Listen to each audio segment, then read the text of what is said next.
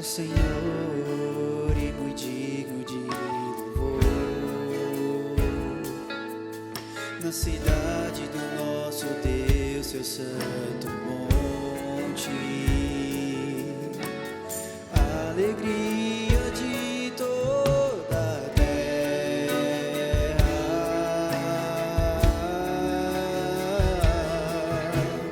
Grande é o Senhor em quem nós temos a vitória e que nos ajuda contra o inimigo. Por isso diante dele nos prostramos,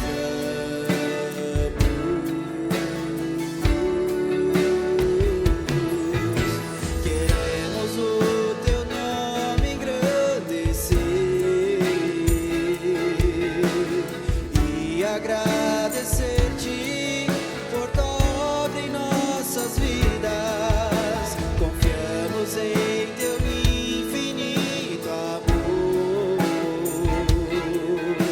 pois só tu és o Deus eterno sobre toda a terra e céu.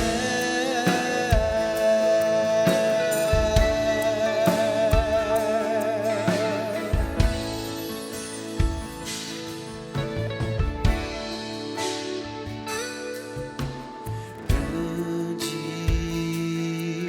é o Senhor em quem nós temos a vitória e que nos ajuda contra o inimigo. Por isso diante dele nos prostramos.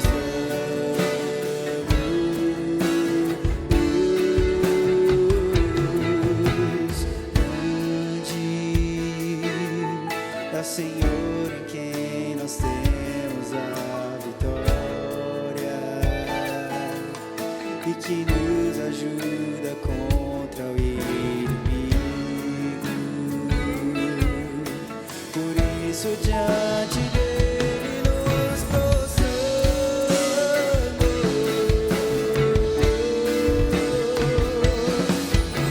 Queremos o teu nome engrandecer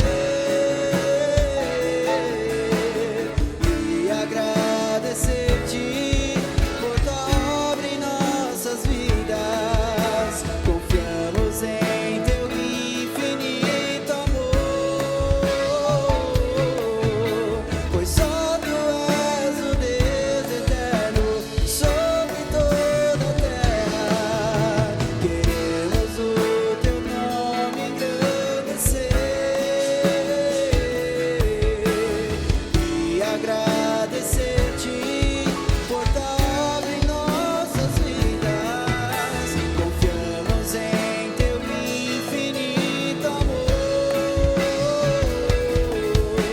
pois só tu és o Deus eterno sobre toda a terra. Pois só tu és o Deus eterno sobre toda a terra.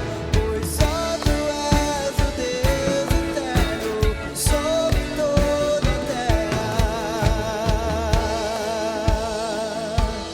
e céus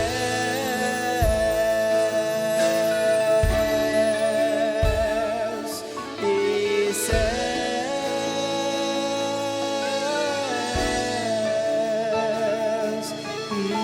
céus.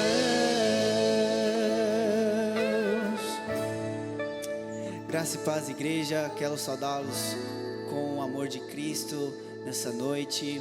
Que você possa ser muito bem-vindo a mais um culto da Igreja Metodista em Campo Belo. Que você possa já ir deixar o seu like no nosso vídeo. Que você possa também compartilhar esse link com seus amigos, com seus familiares, com aqueles que precisam receber um pouco da palavra do Senhor, aqueles que precisam e desejam receber a palavra do Senhor. Amém? Quero compartilhar um texto com vocês nessa noite.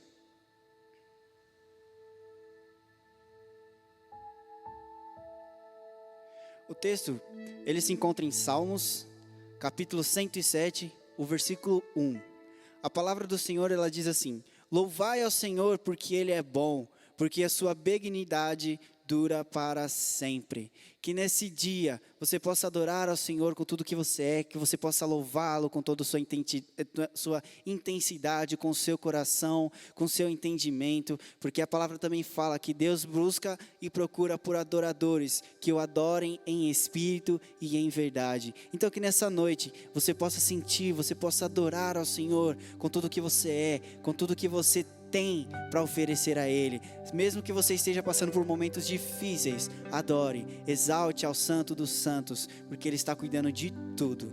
Nesse momento eu convido você a fechar os seus olhos, nós vamos orar, nós vamos adorar a Ele, nós vamos exaltar o Santo dos Santos. Senhor Jesus Cristo, nós nos rendemos nessa noite diante de Ti, Senhor. Nós buscamos a Tua face, nós ansiamos a Tua presença, Senhor Deus. Nós Te adoramos porque Tu és santo, nós Te adoramos porque Tu és lindo, nós Te exaltamos porque Tu és perfeito. E o Seu amor nos renova, Sua graça nos renova todas as manhãs, Pai.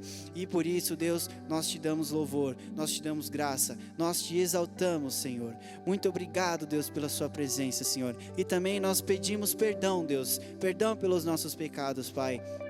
Perdão pelos nossos pecados cometidos racionalmente, Deus, e aqueles mesmos, Senhor Deus, irracionais, Pai, onde nós não sabemos que estamos pecando, Senhor Deus, onde nós não percebemos, Pai.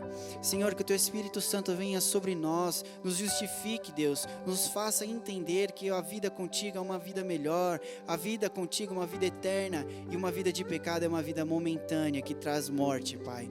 Por isso, Senhor Deus, venha sobre nós, nos restaura, nos limpa e nos cura, Senhor, em nome de Jesus, porque nós queremos estar em Tua presença, com tudo que nós somos, com o coração reto, puro, diante de Ti, Senhor. Em nome de Jesus Cristo, Pai, venha sobre nós, Deus, nós desejamos e nós Te ansiamos, Senhor, em nome de Jesus Cristo é que eu oro, amém.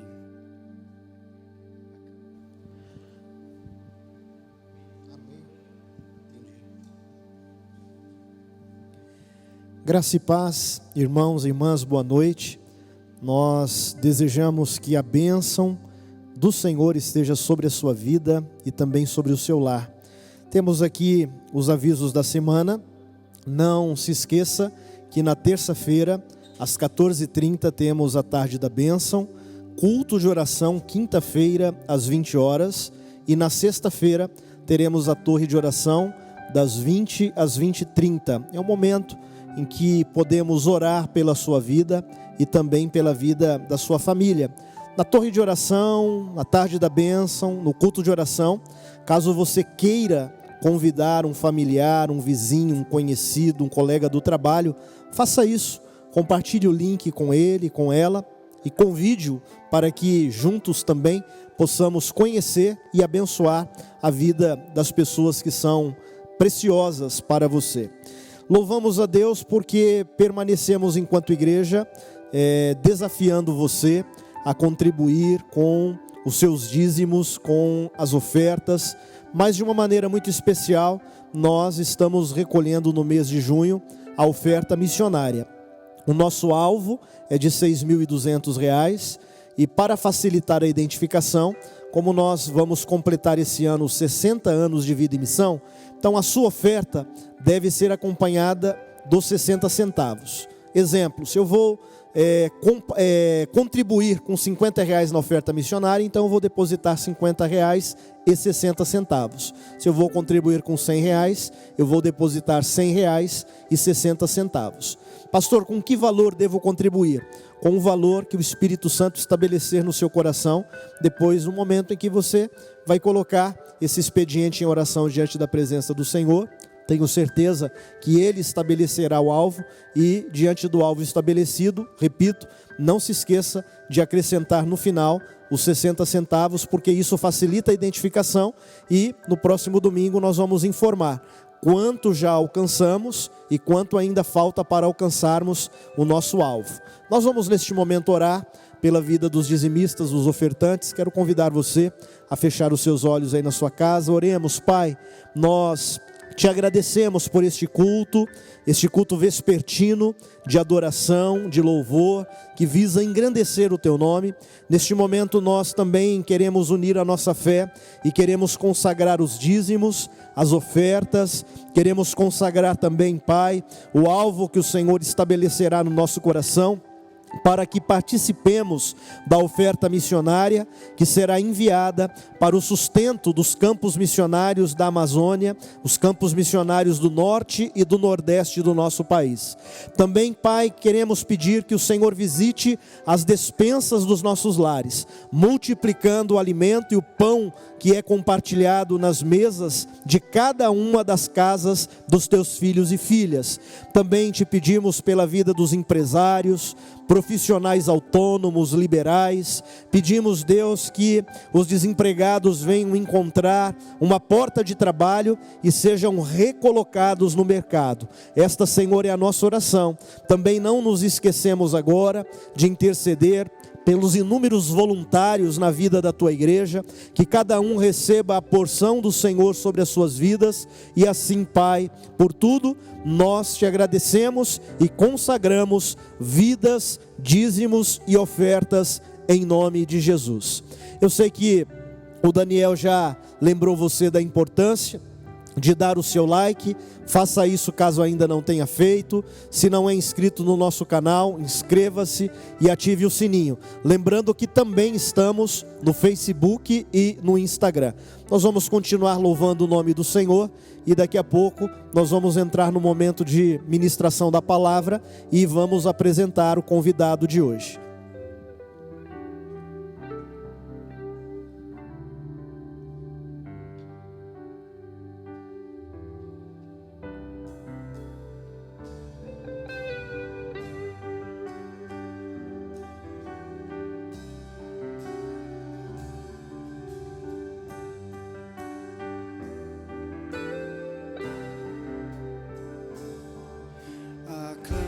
Senhor, toda a terra, e cantemos poder, majestade, louvores ao Rei. Montanhas se prostrem e ruja aos mares ao som de Teu nome. Alegre te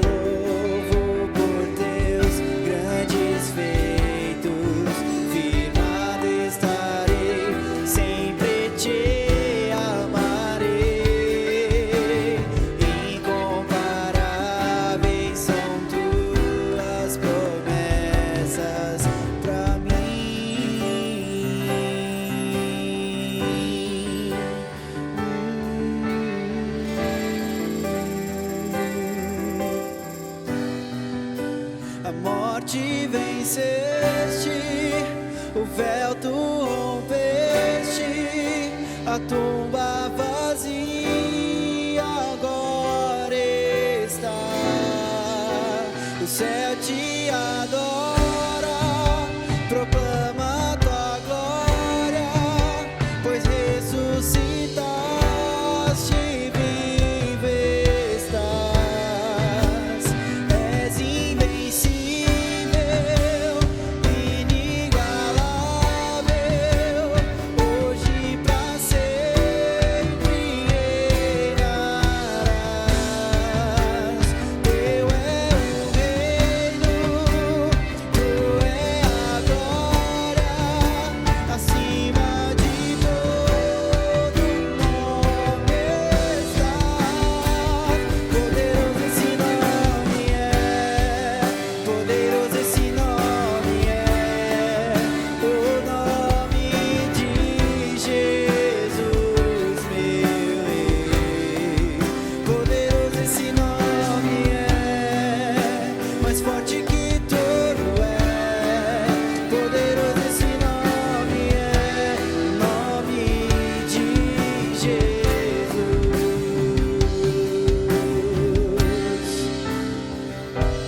Sim, eu vou construir a minha vida em Ti, Senhor.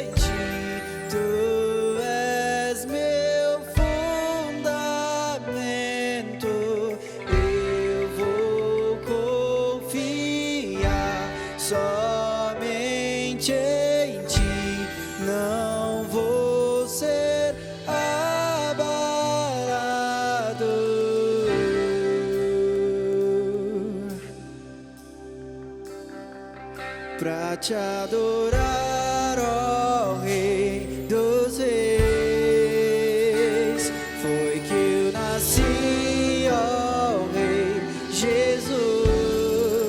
Meu prazer é te louvar, meu prazer é estar nos atos do Senhor. Meu prazer é viver na casa de Deus, onde flui o amor. Pra te adorar, ó Rei dos Reis. Foi que eu nasci, ó Rei Jesus.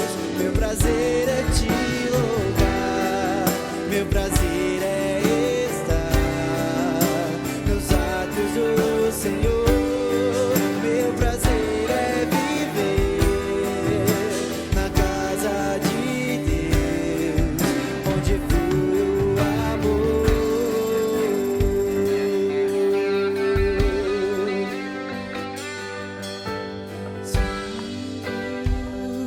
Santo é o Senhor Deus poderoso,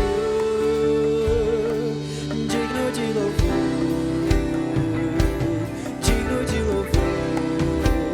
Tu és santo, santo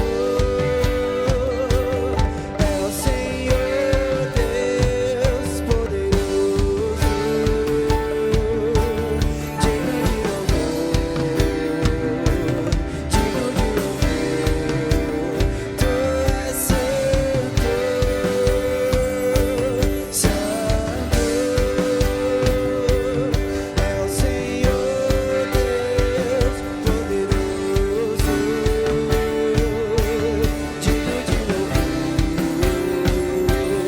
digno de louvor, digno de louvor.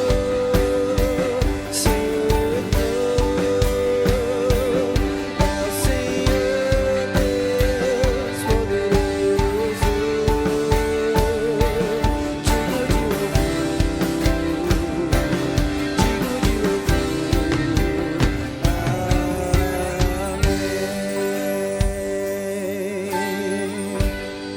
Digno é o Senhor de todo louvor, de toda honra, de toda glória, Senhor.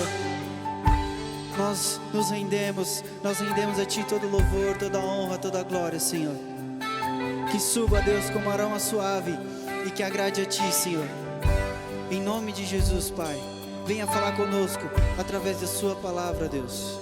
Que o Senhor fale aquilo que nós precisamos ouvir e não o que nós queremos ouvir. Em nome de Jesus, Pai, acalma o nosso coração, aquieta nossa alma, Senhor. Nós queremos aprender mais sobre Ti. Em nome de Jesus que nós oramos. Amém, Senhor. Amém. Amém, glória a Deus. Se não fosse a pandemia, nós teríamos tido hoje pela manhã uma aula especial da escola dominical com a presença do reverendo Paulo Garcia. Mas o Ministério de Educação Cristã pensou na igreja, pensou em você, e o reverendo Paulo Garcia estará conosco, ele vai ministrar a palavra. Nós temos como propósito falarmos a respeito do panorama da Bíblia. Então nós vamos passar a palavra para o reverendo Paulo Garcia. Ele possui graduação em teologia pela Universidade Metodista de São Paulo, em 1983, mestrado em ciências da religião pela UMESP em 1995 e doutorado em ciências da religião pela UMESP no ano de 2001. Atualmente, ele é professor na graduação e na pós-graduação da Universidade Metodista de São Paulo, é diretor da Faculdade de Teologia da Universidade Metodista de São Paulo, tem experiência na área de teologia, com ênfase em Bíblia, literatura do mundo mediterrâneo do primeiro século, atuando principalmente nos seguintes temas: contexto social do mundo mediterrâneo, teologia bíblica, Bíblia, cristianismo originário e literatura do mundo mediterrâneo. Então nós vamos orar e vamos abençoar a ministração do professor e pastor Paulo Garcia. E após a ministração, nós teremos também o nosso momento de ceia. Se você esqueceu de preparar o pão e o suco, faça isso. Vamos orar pelo pastor. Deus, nós te louvamos por esta noite, por este culto, e agora queremos colocar em tua presença a vida do professor e pastor Paulo Garcia, que o Senhor possa fazer dele um instrumento, que sejamos ensinados através da tua palavra, que a bênção do Senhor esteja sobre a vida dele, bem como também sobre a vida de toda a sua família. Esta é a nossa oração e por tudo te agradecemos em nome de Jesus. Amém. Eu queria saudar a cada um, a cada uma da Igreja Metodista em Campo Belo, agradecer a nossa irmã Raquel, ao reverendo Alex, pelo convite para estar com vocês. Na verdade, o objetivo é que eu estivesse hoje aqui, aí, presencialmente. Seria uma aula de escola dominical. Mas os tempos que vivemos, tempos de pandemia, tempos em que vivemos o normal possível. Por isso, temos uma situação bem diferente hoje. De um lado, um culto, e a mensagem é uma aula, um culto eucarístico, em que uma perspectiva da Bíblia, uma perspectiva panorâmica da Bíblia, será aquilo que vai desafiar a cada um, a cada uma hoje. Então eu queria fazer uma aula, como estava combinado, mas ao mesmo tempo convidar a cada um, a cada uma, a refletir em cada aspecto panorâmico da Bíblia como um desafio para a sua vida, como um desafio para o seu cotidiano, como um desafio para o seu compromisso eucarístico. Com isso, não só damos conta desse desafio que hoje nos levanta, nos chama, que é de ter uma visão panorâmica da Bíblia, mas, ao mesmo tempo, nós nos apresentamos diante de Deus, numa mesa eucarística, como aquele povo que é o povo da Bíblia, o povo que quer seguir a vontade, o ensinamento, a palavra de Deus.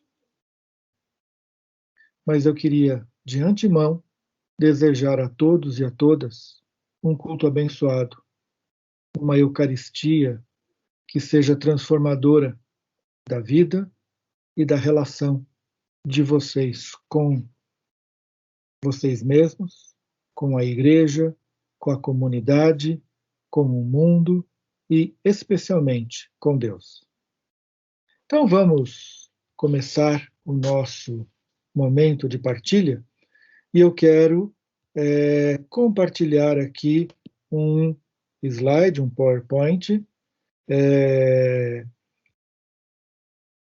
que vai obrigar que a minha imagem fique pequenininha, o que eu não sei se é ruim ou se é bom, talvez seja até positivo, porque é melhor ver o PowerPoint do que ficar vendo essa imagem o tempo todo, né? Mas eu vou aqui apenas descarregar o PowerPoint, demora um pouquinho, vocês têm que ter um pouco de paciência, mas eu não queria começar com ele já na tela, que aí vocês não entenderiam esse momento de valorizar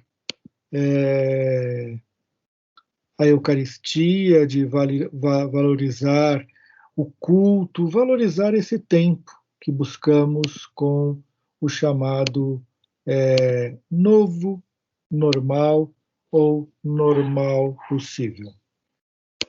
Então, eu vou apresentar aqui esse slide, a visão panorâmica da Bíblia, Igreja Metodista em Campo Belo, 20 de junho de 2021. Eu acabo sempre colocando professor, é reverendo Paulo Roberto Garcia. Eu gosto de ser professor, eu gosto de ser pastor, são as duas coisas que marcam a minha vida. Mas a força do hábito de fazer os slides acabou saindo assim. para início de conversa, uma abordagem a Mateus 19, de 20 a 26. Esse texto é um texto conhecido. O jovem chega para Jesus e fala o que precisa fazer para ser salvo. Um dos casos mais estranhos de evangelização, que a pessoa a ser evangelizado chega e fala assim: quero ser salvo, o que eu preciso fazer? E o texto vai dizer o seguinte: Jesus vai falar para ele: bom, cumpra a lei. E ele fala: mas eu faço isso desde pequenininho, eu sou um cumpridor da lei, eu amo a Deus. Bom, então só te falta uma coisa: vai, vende tudo que tem, dá aos pobres, vem e segue-me. E o texto diz que ele sai cabisbaixo, porque ele era possuidor de muitos bens.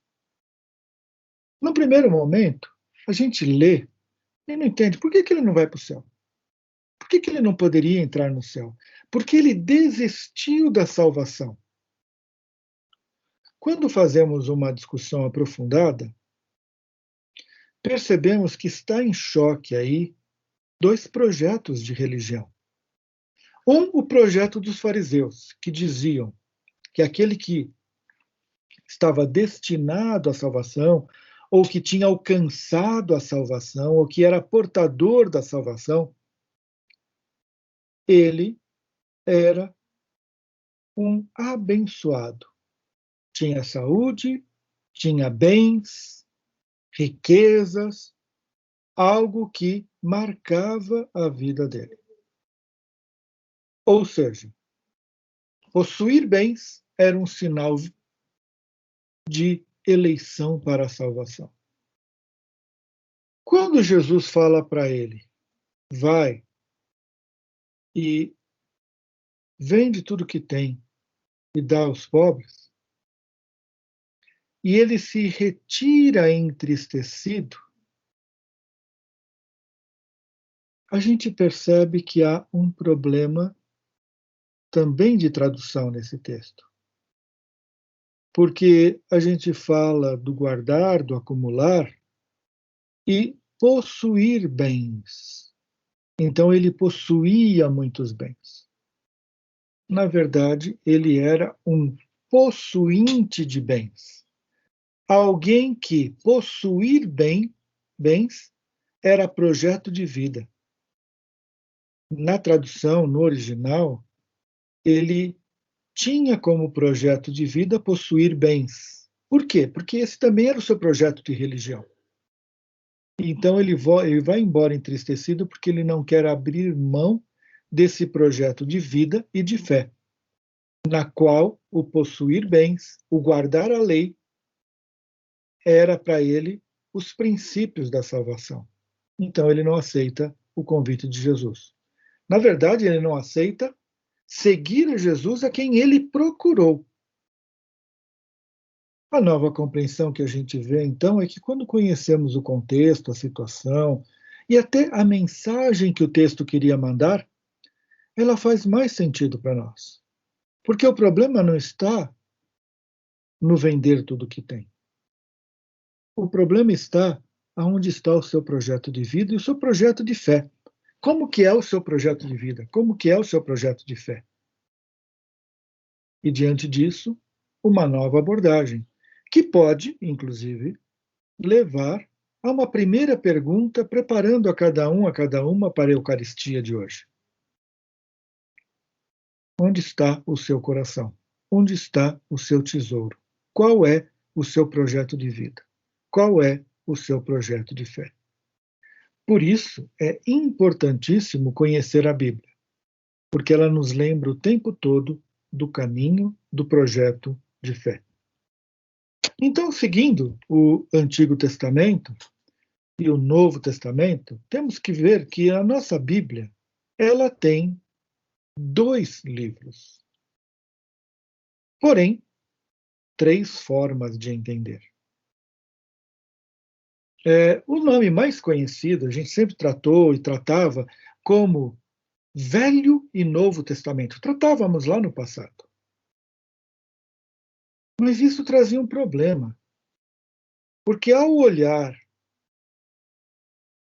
a primeira parte, o primeiro livro, o primeiro conjunto de livros da nossa Bíblia, ao chamar de Velho Testamento, Velha Aliança, significava fundamentalmente o seguinte: não serve para mais nada. Porque o que a gente faz com coisa velha? Jogamos fora. Ou seja, jogar fora não acontecia tecnicamente, a gente continuava com a nossa Bíblia bonitinha, eu tenho a minha aqui que sempre fica do meu lado, né? Que tem o Antigo Testamento. Então, a gente não joga fora metade, 2/3 da nossa Bíblia. A gente não atira ela no lixo. Pelo contrário, a gente conserva. Mas inconscientemente a gente não leva em consideração. É velho. E eu sempre falo que a palavra velho, assim, né? Um carro velho eu quero trocar. Uma cadeira velha, é um estorvo. Então, passou-se a chamar de Antigo e Novo Testamento. Ou seja, antigo é uma coisa importante, a gente conserva. Então, eu sou pastor aqui em Campos do Jordão. Estou falando para vocês de Campos do Jordão, porque desde a pandemia eu me mudei aqui para casa que é minha casa de aposentadoria e dou aula online para a faculdade e estou aqui cuidando da igreja também. Sou o segundo pastor da igreja. Ajudo atualmente o reverendo Silvio. E eu ando pelas ruas de Campo Jordão, de vez em quando tem um carro antigo, bonito, tal.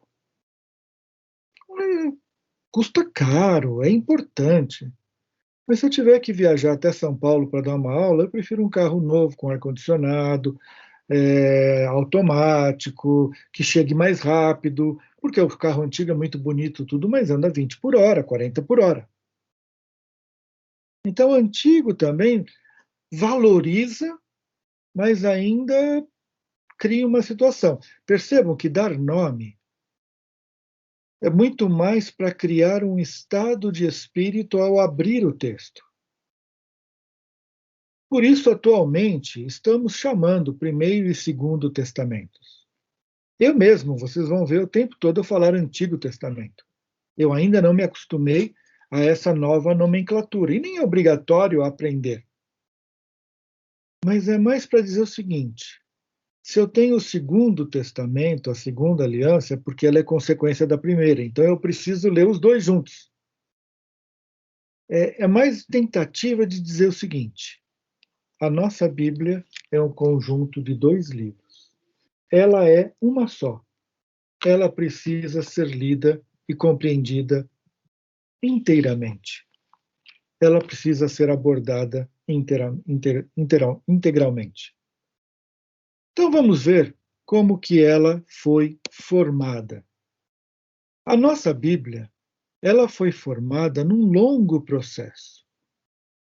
As histórias, as liturgias, os textos do Antigo Testamento, eles foram sendo colecionados.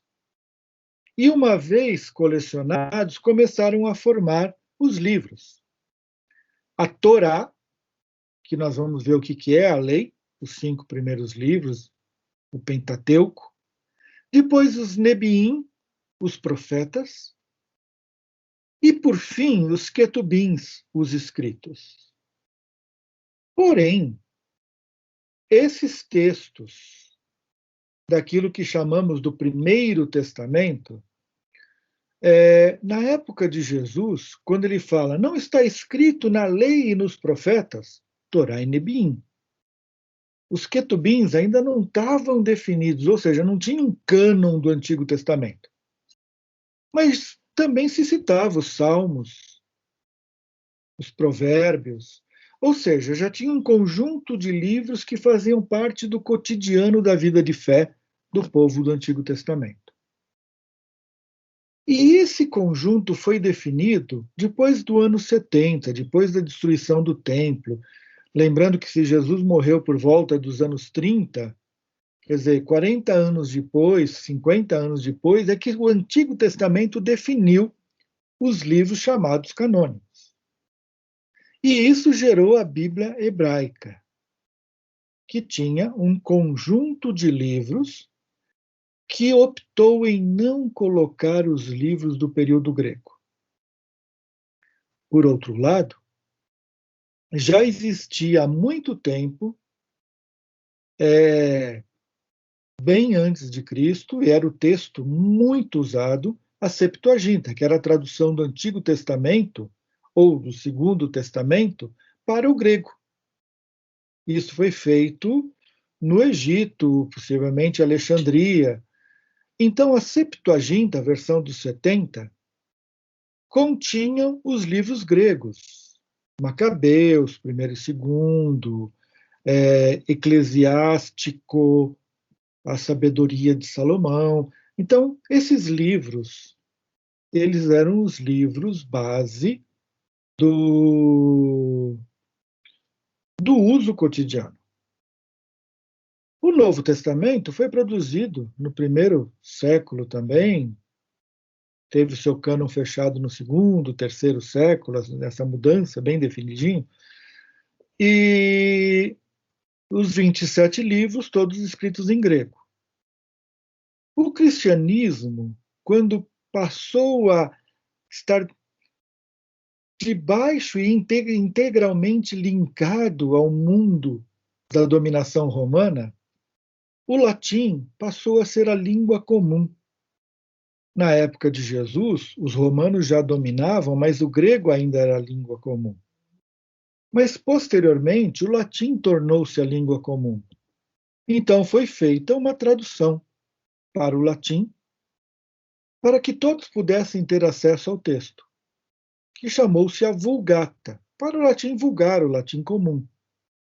E ele usou como base da tradução a Septuaginta e o Novo Testamento, que produziu, então, esse texto, que acabou sendo a base para as Bíblias do catolicismo romano. Quando teve a Reforma Protestante, então, o que aconteceu foi que Lutero falou: vou traduzir das línguas originais. Novo Testamento grego, e o Antigo Testamento tinha que ser o hebraico. Então, em vez de ele pegar a Septuaginta, ele foi pegar a Bíblia hebraica. Resultado, as nossas Bíblias são as Bíblias da tradição da Reforma, que não tem esses livros a mais. O interessante foi, a ordem dos livros continua a mesma da Septuaginta. Então, a nossa Bíblia é muito estranha, né? Porque ela tem os livros da Bíblia hebraica, mas organizados na forma da Septuaginta. Então, por exemplo, os profetas, eles vêm lá no final. A gente vai ver que na Bíblia hebraica é bem diferente a ordem, eles estão no meio do livro. Daniel, ele vai lá junto com os profetas. Na Bíblia hebraica, ele é sabedoria, ele está lá com Ketuvim. Então, assim, essas são as diferenças. Por isso, a nossa proposta para estudar o Segundo Testamento é olhar os livros da Bíblia hebraica na ordem em que eles foram colecionados. E o Novo Testamento, aí na perspectiva do imaginário das comunidades que produziram o texto. Aí eu vou falar depois sobre isso. Mas mais importante é isso, como a nossa Bíblia tem os livros da Bíblia hebraica, mas na ordem da Septuaginta, a nossa proposta é entender esses livros nos blocos dos quais eles fazem parte. É uma visão panorâmica, não vamos olhar livro por livro. Mas isso vai nos ajudar já a entender o que procurar em cada livro. Então, vamos caminhar. Começo com a parte da Bíblia hebraica, o Antigo Testamento ou o Segundo Testamento, que está dividido nesses três grandes blocos. A Torá, que é a lei, ou também a iluminação. O objetivo não é por lei sobre a vida. Torá é melhor traduzido por iluminação, não por lei. Quer dizer, ela não quer legislar sobre o nosso cotidiano. Ela quer iluminar o nosso cotidiano com a vontade de Deus. Depois os nebiins, os profetas. Aqui está no singular, né? Nebiim. E depois os ketubins, escritos. Então, também esse conjunto da sabedoria. Bom, a Torá, o Pentateuco, Gênesis, Êxodo, Levítico, Números e Deuteronômio, os 5 primeiros livros. Torá é oriunda do verbo yará, lançar, instruir, semear, iluminar. Por isso, professor Tércio Siqueira, ele define Torá como instrução, orientação para a vida. Ou seja, eu particularmente prefiro o conceito de iluminação, que está dentro disso que o Tércio coloca. Instrução, orientação para a vida, iluminação para a vida. Torá, então, os 5 primeiros livros querem iluminar a vida. Mesmo quando pega Levíticos, ou quando pega Deuteronômio, a gente tem o costume de olhar pelo caráter legal. Mas tem que tomar cuidado, porque ele não quer ser legalista, mas ele quer apontar códigos importantes para a vida. É muito comum, quando lemos no Gênesis, quando lemos em Êxodo, e vemos assim, muitas vezes a ordem de ir lá, destruir toda a terra do inimigo, a gente fica meio angustiado, né? Mas se eu vou olhar na perspectiva de iluminação, a ideia é outra. No mundo antigo, se fazia guerra para levar a lembrancinha para casa. Você ia destruir uma aldeia, e aí levava os bichinhos, levava escravo, pegava madeira que tinha lá boa, e levava um monte de coisa. Aí Deus fala assim: se você for fazer guerra, você vai. Mas você vai matar todo mundo, você vai matar todos os bichinhos, você vai destruir toda a terra. Bom, não vai sobrar nada para levar para casa. Então é melhor não fazer guerra. Ou seja, é um texto radical, mas que na linguagem da época, na lógica da época, ele quer dizer o seguinte: seja pacífico, não faça guerra. Se fizer guerra, é porque o motivo é tão justo que você não vai querer levar nada para casa. E é lógico. Isso leva a repensar. Se eu vou deixar de plantar, se eu vou deixar de colher para ir lutar, e depois volto para casa de mão vazia, então eu não vou lutar, não. Não vou fazer guerra. Não vou provocar a destruição. Quando isso acontecia, eram situações dramáticas. E que, ao lutar, o princípio era defender a honra e não lançar mão daquilo que você poderia levar de espólios para a batalha. Então, quando olhamos esse conjunto de textos, a Torá, o Gênesis, nós temos pistas. E a primeira pista é essa, é uma orientação para a vida. A Torá é o livro da identidade do povo. Nós somos isso. Por exemplo, os relatos da criação. No mundo antigo, onde os deuses do mundo antigo, Marduk, Tiamat, também os Baalins. O mundo era criado sempre numa perspectiva de violência, de guerra, de luta, de poder. Quando o povo de Deus fala que Deus criou o mundo artesanalmente, o Salmo 8 vai dizer que Deus cola estrelinha no firmamento com os dedos. Quando olha o firmamento, obra de suas mãos, e as estrelas que nele fixasses, né? Quer dizer, Deus gruda cada estrelinha no céu. Com isso está dizendo o seguinte: a criação não é um processo violento, a criação é um processo amoroso e artesanal de Deus. por isso tem que ser cuidada. E nós, então, não somos um acidente da violência. Nós fomos criados e Deus ficou muito feliz de nos criar. Então, isso é uma identidade. A nossa relação é com um Deus criador, com um Deus sustentador, com um Deus amoroso, com um Deus que nos tem como bons. Tudo que ele fez era bom. E pôde até descansar. Essa é um pouco a lógica da identidade. O segundo conjunto, os Nebiim, então plural de Nabi, profetas, é um conjunto de livros que coleciona os escritos proféticos. Só que na concepção hebraica, tá? Porque profeta para nós é Amós, Isaías. Não. Na concepção hebraica, Juízes, Reis, Samuel, faz tudo parte do conjunto profético. Então, para isso, a gente tem que entender que eu tenho profetas chamados pré-literários, que é Josué, Juízes, 1º e 2º Samuel, 1º e 2º Reis. E depois temos os profetas literários, aqueles que nós conhecemos como profetas maiores, Isaías, Jeremias, Ezequiel. E depois os menores, Oséias, Joel, Amós, Obadias, Jonas, Miqueias, Naum, Abacuque, Sofonias, Ageu, Zacarias e Malaquias. É lógico que Lamentações não está aí, porque não é um profeta, ela é parte do Ezequiel, né? Parte de Jeremias. Bom, seguindo então a lógica dos profetas, o que eles nos ensinam?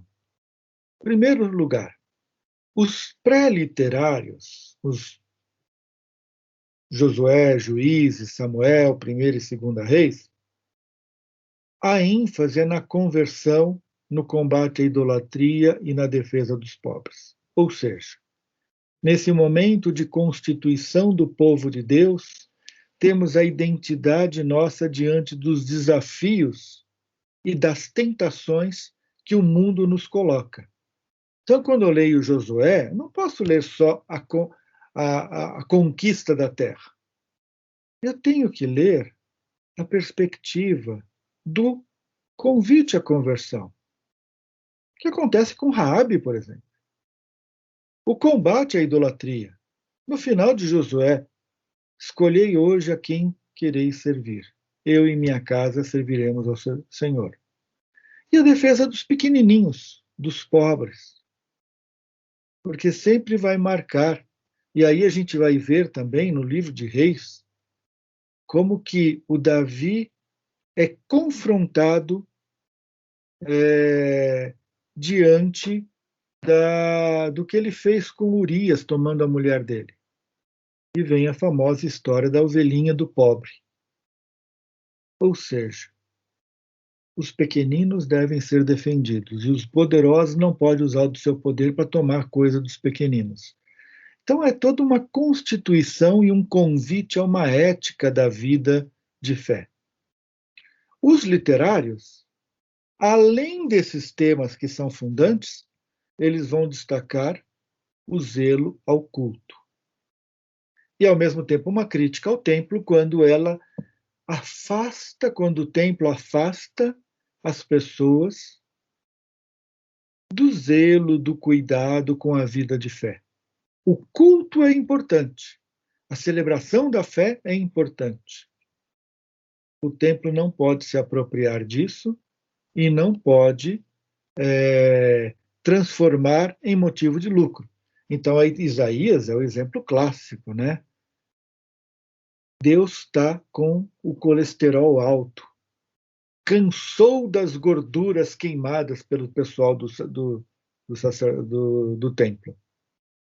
É lógico, a gente tem que entender o seguinte, a Bíblia também é divertida. A gente tem que, às vezes, rir da Bíblia. Porque a Bíblia quer nos fazer rir para nos fazer pensar. Na época, então, de Isaías, O sacerdote fazia o sacrifício. Tinha que pegar uma ovelhinha bonitinha, tudo mais, tal, matar ela, cortar ela do jeito certo e queimar para Deus, então, o sacrifício. E é lógico, a fumaça que subia era o recadinho que ia para Deus sobre o que precisava fazer, o sacrifício, o que deveria ser feito, ou o que aquela pessoa estava pedindo, ou o perdão que ela precisava alcançar. Bom, os sacerdotes pegavam tudo isso, queimavam as gorduras, e a carne ficava para eles, porque era direito deles. Como também na época de Samuel, os filhos dele, que seriam os sacerdotes que dariam continuidade ao ministério dele, ia lá fuçar na panela dos outros para pegar a carne boa que era para eles, né? Então, assim, aí Deus, assim, cansei das gorduras queimadas, ou seja, Deus está cansado porque eles só queimam gordura, quer dizer, eles são sem vergonhas. Eles estão explorando as pessoas, tirando lucro e dando para Deus o que faz fumaça só. Então é uma crítica também ao templo. Então, se a Torá, os profetas, é a ética de vida, é como que eu organizo a minha vida, os princípios da minha vida. Ao ler esses livros, eu não tenho que ficar perguntando pela história somente. Eu tenho que pensar o seguinte: quais valores esses livros estão passando para mim e questionando os valores do seu contexto? Que novos valores eu estou adquirindo aqui?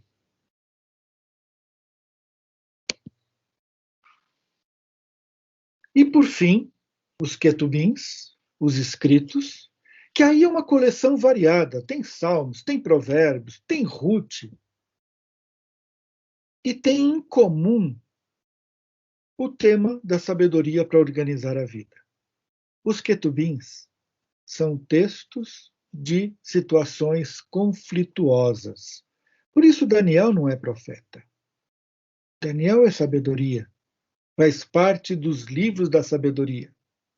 Por quê?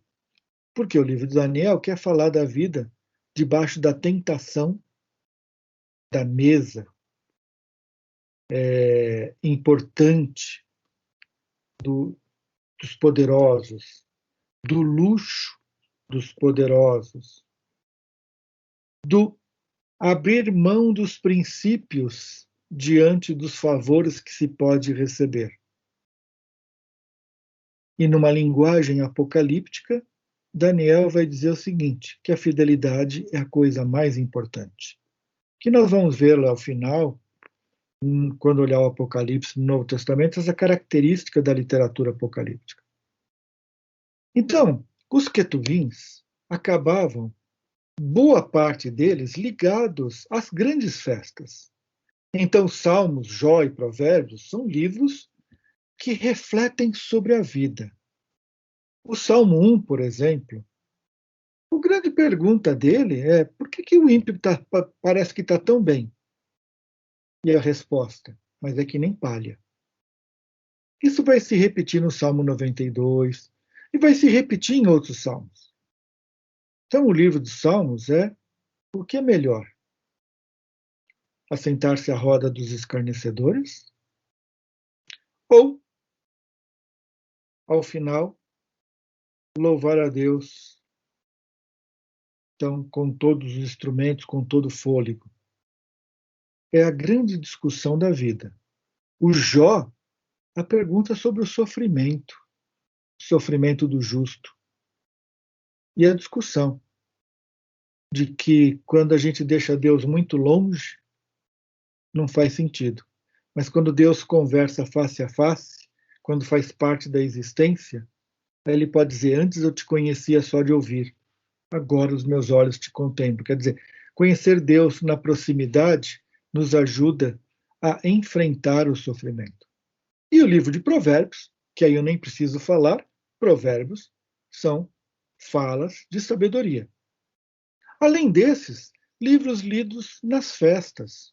O livro de Ruth, na festa da semana de Pentecostes, Cantares, lido na Páscoa, Eclesiastes, na festa das tendas, Lamentações, no dia da lembrança da destruição do templo, Esther, lido na festa de Purim, ou seja, as festas lembravam situações de superação do exílio, do cativeiro, de situações desesperadoras. E esses livros lembravam também e traziam à memória essas questões. Então, por exemplo, o livro de Eclesiastes e Lamentações, que na nossa Bíblia está lá, Lamentações está junto com Jeremias, né? Como falamos, ele na Bíblia judaica ele faz parte de outro pacotinho. É o pacote da sabedoria. Então, diante da opressão, Lamentações 3, eu sou o homem que via a aflição debaixo da vara do seu furor. Infelizmente, as traduções nossas acrescentaram do furor de Deus. Mas o furor aí não é de Deus, não, gente. É do babilônico, que levou cativo, que levou preso, que não deixa orar. É uma situação terrível. Aí, diante dessa situação de opressão debaixo do rei que levou para o exílio, busco trazer à memória o que pode me dar esperança. As misericórdias do Senhor não têm fim e são as causas de não sermos consumidos. Então, livros que nos ajudam a enfrentar o medo, os perigos, a perseguição. O mesmo Daniel e esse bloco Esdras, Neemias, 1ª e 2ª Crônicas, que era um bloquinho que falava sobre a fidelidade também. A fidelidade ao templo, a fidelidade à fé, como um processo histórico. Por isso que 1ª e 2ª Crônicas vai resgatar lá de trás até toda a história para dizer: nós somos esse povo. Nós somos Moisés, nós somos Abraão, nós somos descendentes. Por isso, se Deus era, Deus é, Deus será, ele vai continuar sendo o mesmo na nossa vida, como foi também com o nosso passado. Por isso, pistas para ler os Quetubins, o tema central é a lamentação. Não a lamentação como murmúrio, mas a lamentação como expressão de dor e de esperança. Então lembra das situações difíceis, os salmos, né? Porque parece que aquele que faz tudo errado leva a vantagem e se dá bem. E a esperança é aparente, porque ele é como palha. Mas aquele que caminha com Deus é como Salmo 92, né? A tamareira plantada à beira da água, que vai florescer, que vai dar frutos o tempo todo. A tradução palmeira é errada, tá? E também o Salmo 1, né? Que o justo é como a árvore plantada na beira do rio, que dá o fruto a seu tempo. Então, assim, esperança. O primeiro conjunto, Salmos, Jó e Provérbios, os livros das festas e, por fim, o conjunto histórico-teológico de apresentação da luta pela manutenção da fé e da fidelidade. Aí eu estou me baseando nas palavras do professor Tércio Siqueira.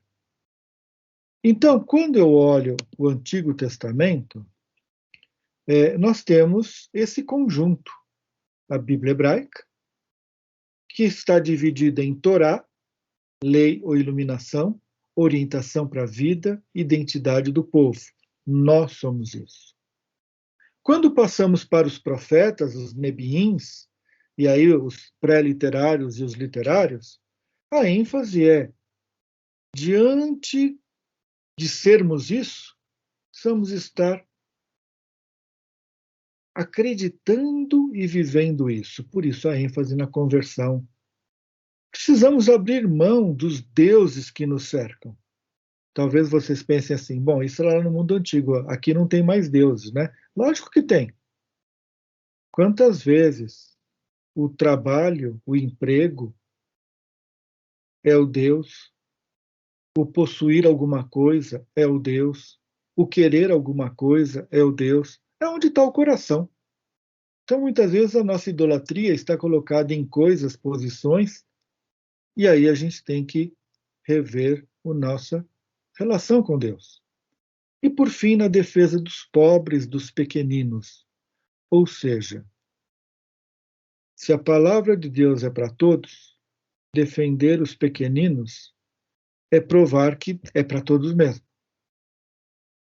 E lembrar que o zelo ao culto implica em não deixar o culto se tornar uma manipulação humana.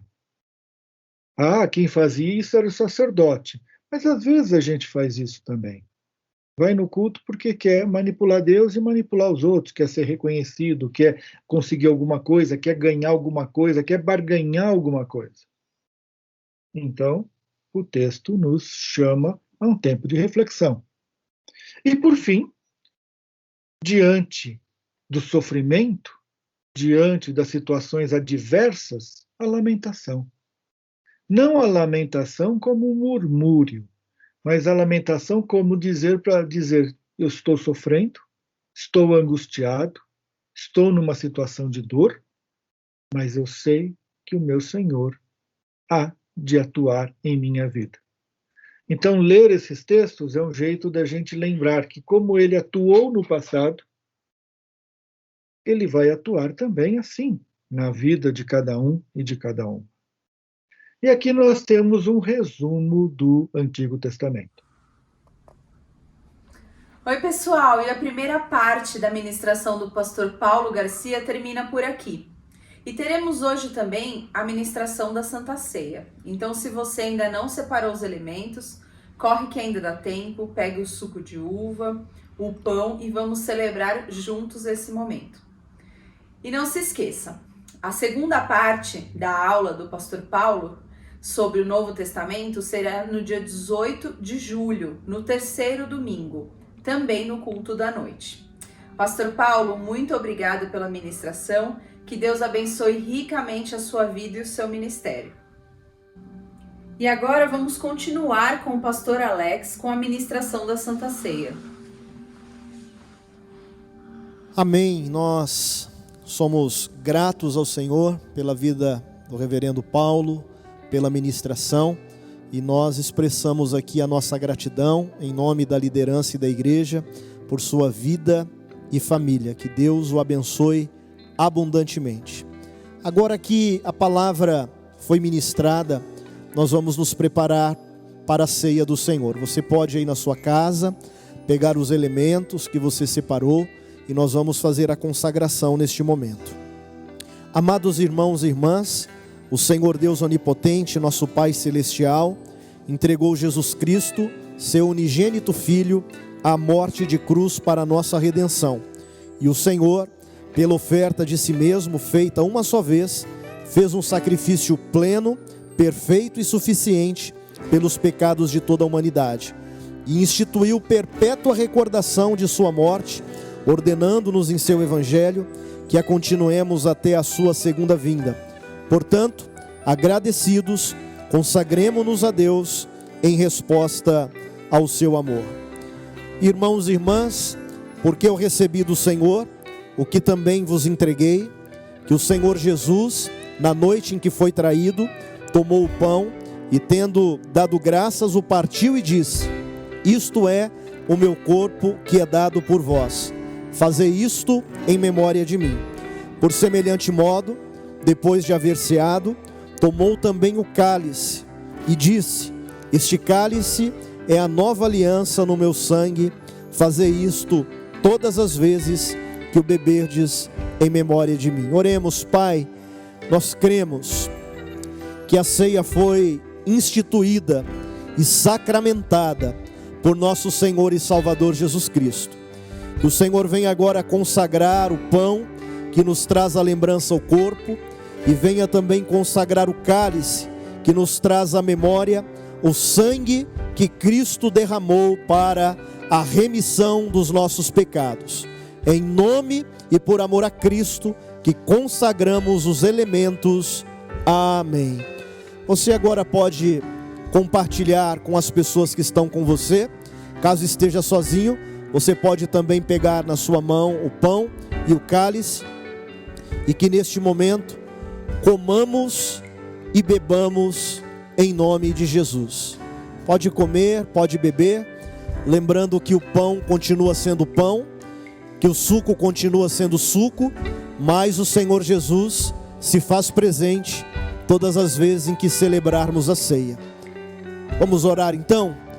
Pai, nós te agradecemos pela ceia, te agradecemos pelo pão, pelo suco de uva, o pão que mais uma vez traz à nossa memória o corpo de Cristo que no madeiro foi sacrificado em nosso lugar, e o suco que nos traz à mente o sangue que foi derramado para a nossa justificação. Visita neste momento, Pai, aqueles que se encontram enfermos, acamados, debilitados, que o Senhor traga cura através da ceia, traga salvação e libertação no nome de Jesus. Fortalece, Pai, a família, fortalece, Senhor, estas vidas que estão aqui nesta noite celebrativa. Queremos também, enquanto igreja, orarmos pela vida do pastor Paulo, pela vida de sua família, orarmos pela faculdade de teologia da Igreja Metodista. Queremos colocar todo o corpo docente e discente da FATEL diante do teu altar. Que a bênção do Senhor repouse sobre aquele espaço, e que haja graça, e que haja, Senhor, unção, e que haja manifestação do teu poder através da presença do teu Espírito Santo. Muito obrigado, Pai, pela vida do teu povo, pela vida desta igreja viva que temos aqui em Campo Belo. Nós oramos pedindo que o Senhor abençoe o restante da nossa noite dominical, que o Senhor abençoe a nossa semana, abençoe as nossas vidas, abençoe também, Pai, todos os aniversariantes da próxima semana, que cada um e cada uma receba a porção dobrada do teu Espírito, que os visitantes também sejam alcançados, fortalecidos, e tudo isso te pedimos e em nome de Jesus também te agradecemos. Amém. E irmãos e irmãs, que a bênção do Deus Pai, Filho e Espírito Santo permaneça e prevaleça sobre a sua vida, casa e família, hoje e para todo sempre. Amém. Boa semana, que Deus os abençoe.